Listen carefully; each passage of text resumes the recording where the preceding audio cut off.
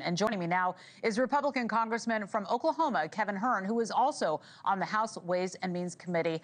Thank you very much for being here, sir. I want to get your perspective on all of this because, we've got these reports that show that the suspect charged in the D.C. shooting was vetted by counterterrorism authorities before working with the CIA in Afghanistan and then coming into the country in 2021 under the Biden administration refugee program. He was also reportedly granted asylum this year under Trump's administration.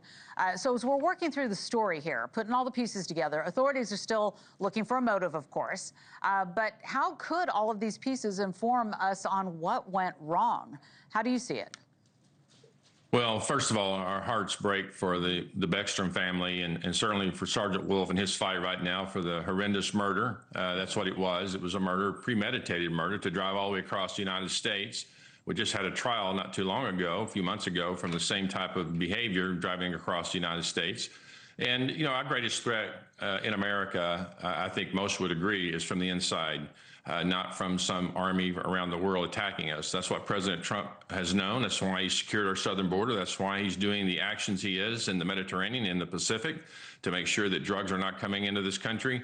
And I think he is right. I know he's right in pausing this asylum process till we see if the people who are here are genuinely here because they helped us or because they're trying to harm us. And we'll see how that all plays out.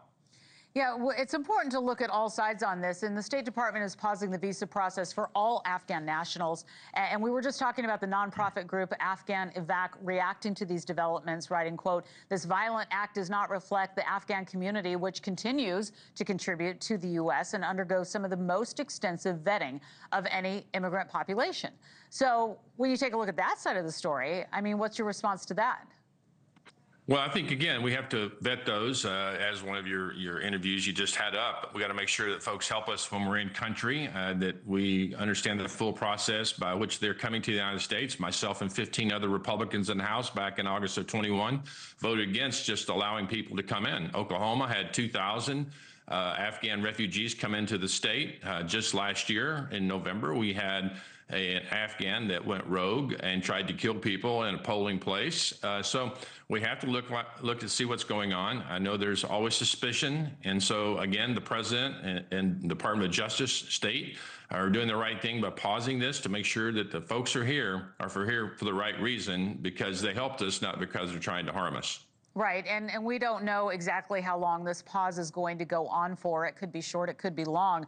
The president is also threatening to halt immigration from nations he described as third world countries. Critics are arguing that Trump is unfairly targeting Afghans and other immigrants. And we've got a new Gallup poll conducted before this attack, actually, shows only 37% of Americans approve of Trump's handling of immigration. So when you take a look at those numbers and how people are feeling, and everybody is still in shock. It's Thanksgiving, just that this happened in our nation's capital is still so jarring. And how can the administration balance their policies without damaging the perception of both Trump and the Republican Party heading into midterms? Well, I think certainly from that polling, it's a little bit misleading from the standpoint. I'll guarantee you, if you ask them to care about safety and security, it'd be 100% of Americans do. Mm-hmm. And you have this dichotomy here. This issue you have to deal with is who is doing all the harming. The majority of it are people from around the world who are coming here with malicious intent. Biden let millions of people cross the southern border, and clearly those were unvetted, from 106 countries. Come here with opportunities that we have no idea where they are. Could be sleeper cells, could be a lot of things going on. The FBI is working overtime to find that out. So again, it's like our National Guard in our major cities.